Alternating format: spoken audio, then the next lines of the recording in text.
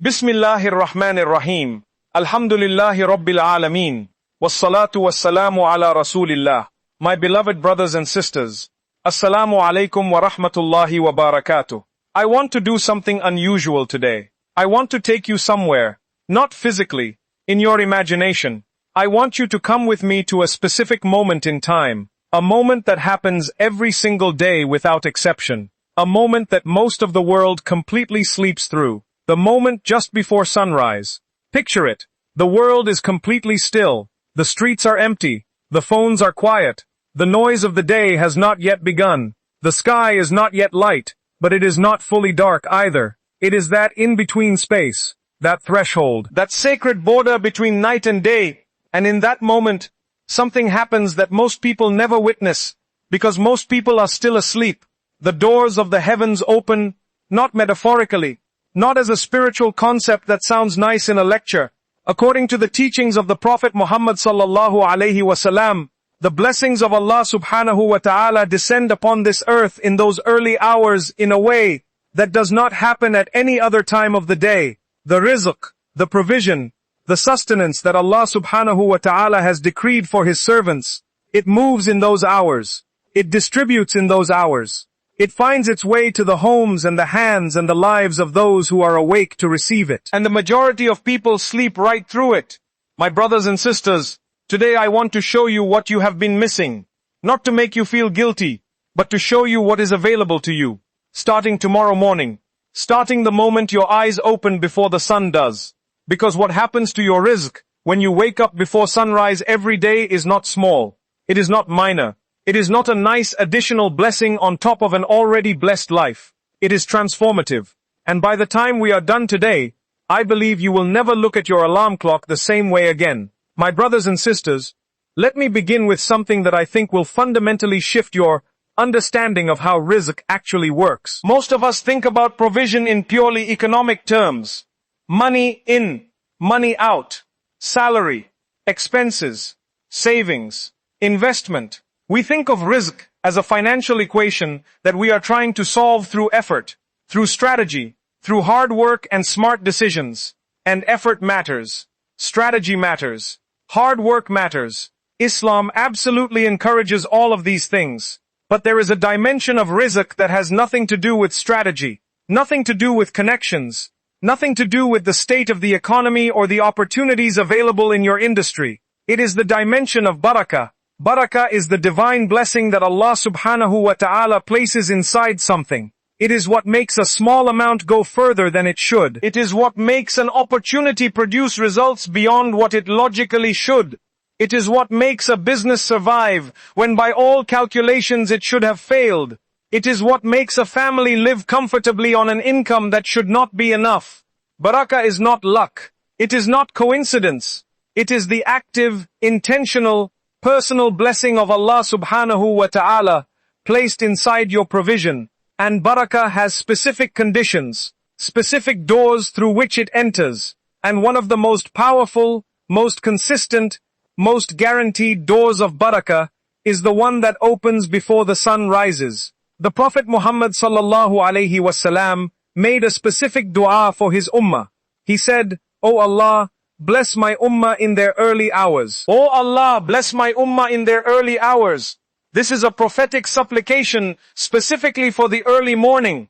The Prophet Muhammad sallallahu alaihi wasallam asked Allah subhanahu wa ta'ala to bless the early hours of his followers. And the scholars explain that the early hours here refer specifically to the time after Fajr, the hours before and around sunrise. My brothers and sisters, when the Prophet Muhammad sallallahu alaihi wasallam made this dua, it was answered. It is always answered. Because it came from the one whose dua Allah subhanahu wa ta'ala never rejected.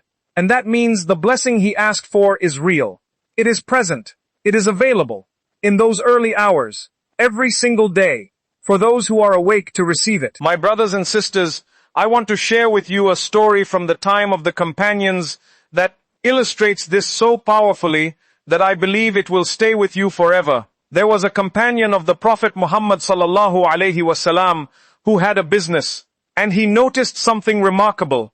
Whenever he sent his workers out in the early morning hours, before the sun had risen, they returned with far more than when he sent them out later in the day. The same workers, the same work, but different results depending on the time. And this was not coincidence. This was the barakah of the early hours, manifesting in his provision. He understood something that most people today have forgotten, that time is not equal, that the same effort in different hours of the day produces different results, not because of human factors, because of divine blessing. The early hours carry something that the later hours do not. They carry the specific, named, prophetically guaranteed barakah of Allah subhanahu wa ta'ala. And this barakah does not discriminate. It does not check your job title or your bank balance or your qualifications. It checks one thing. Are you awake? Are you present? Are you in this hour that Allah subhanahu wa ta'ala has made special?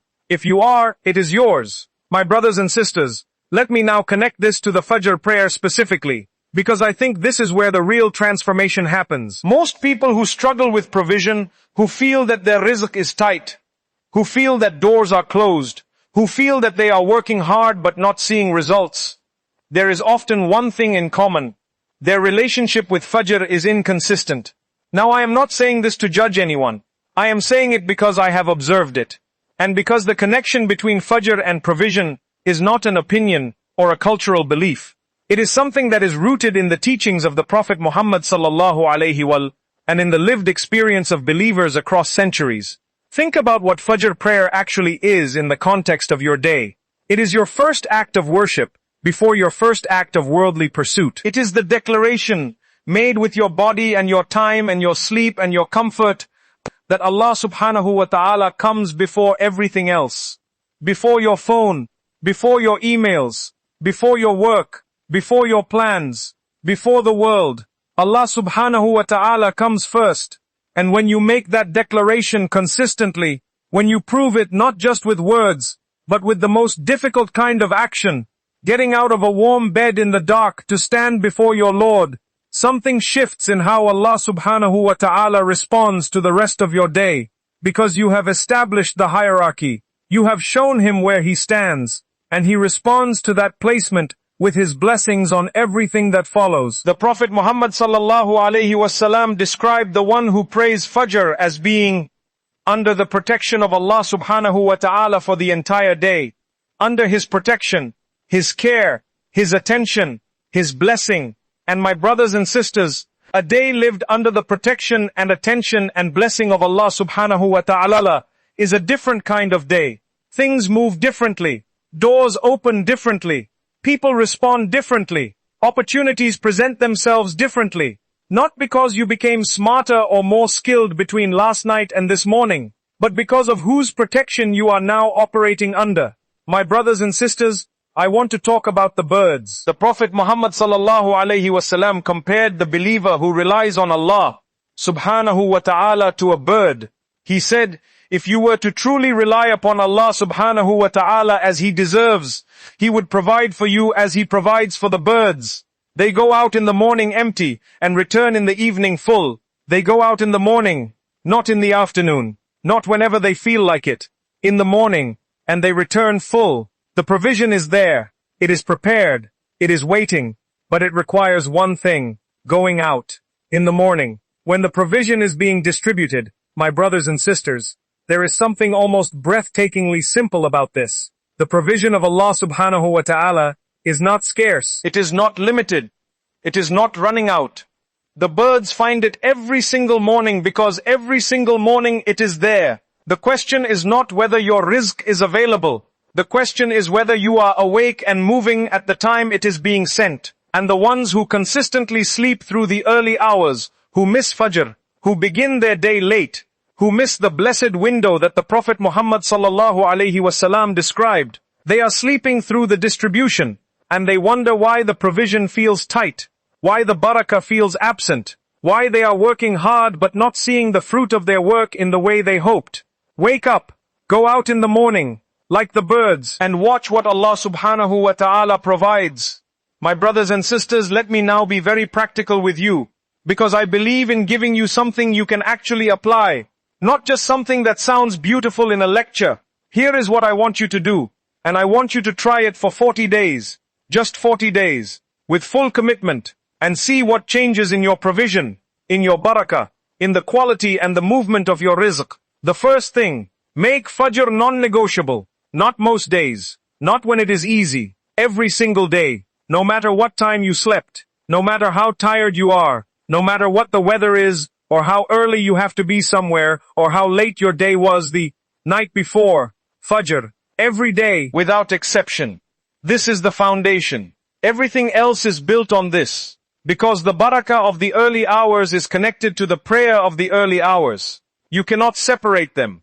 The prayer is the key that unlocks the blessing. The second thing, stay awake after Fajr until sunrise. This is a specific teaching from the Prophet Muhammad sallallahu alaihi wasallam. He would pray Fajr and then remain engaged in dhikr, in remembrance, until the sun rose. And this specific practice carries specific blessings. The scholars say that the reward of staying awake after Fajr until sunrise and making dhikr is equivalent to a complete Hajj and Umrah. But more than the reward, there is the practical dimension. The hour between Fajr and sunrise is the most blessed hour of the day. And if you spend it in remembrance of Allah subhanahu wa ta'ala, in reading Quran, in making dua, in seeking forgiveness, you are filling that hour with worship at the exact time when the heavens are most open.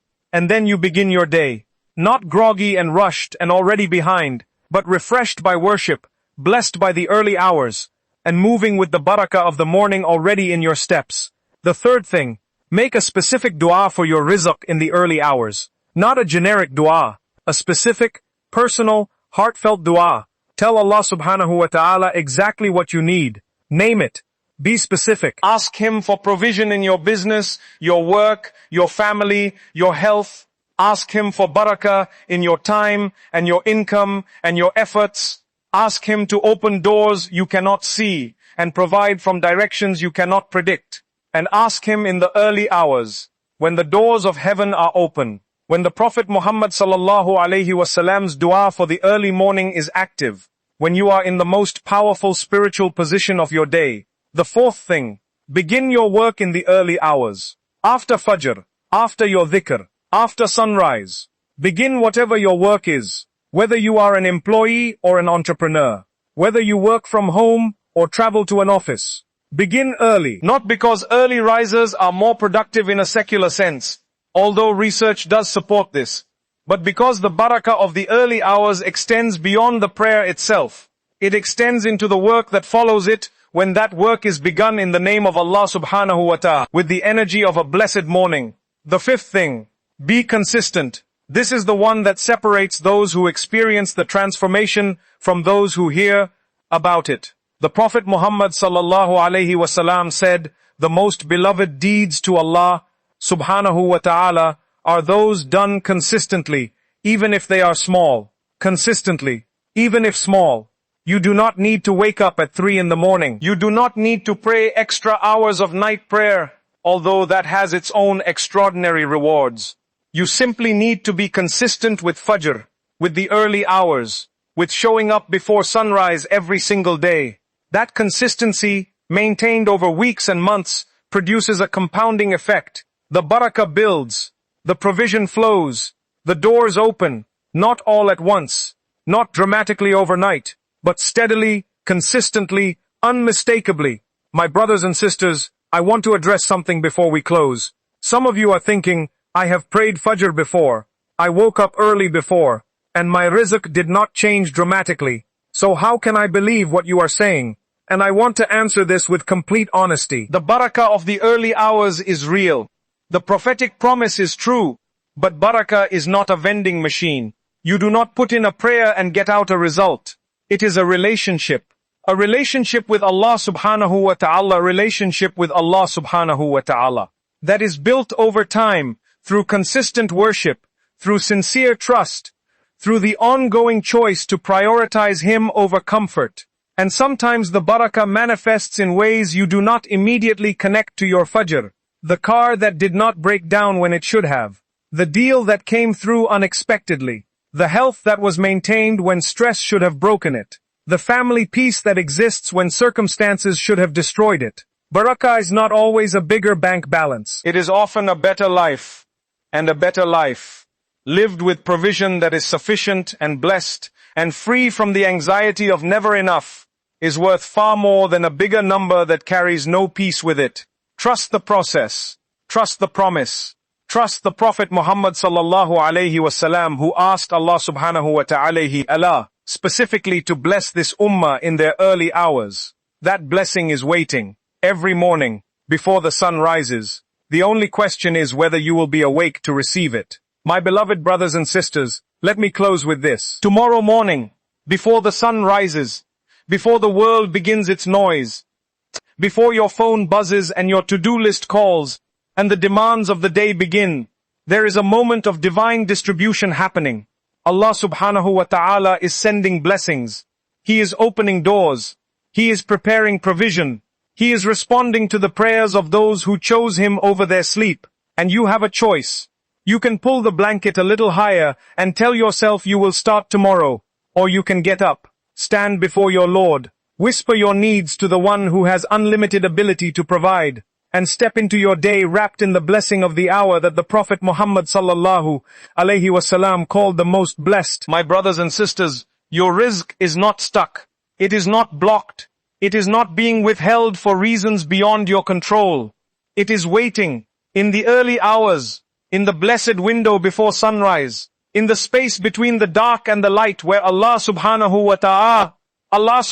wa ta'ala distributes His blessings to those who show up tomorrow, and the day after, and the day after that, with consistency, with sincerity, with the trust that the God who provides for the birds every single morning has something far more beautiful prepared for the servant who wakes before the sun to worship Him. May Allah subhanahu wa ta'ala bless every one of you in your early hours. May He open doors of provision in your lives that you never knew existed. May He place barakah in your time, your money, your work, your family, and your efforts. May He make your rizq flow from directions you did not expect and in amounts that fill your heart with gratitude. May He make the early morning your favorite time of the day, not because it is easy, but because you have tasted what is in it. Ameen. Ameen. Ameen. Wassalamu alaikum wa rahmatullahi wa barakatuh.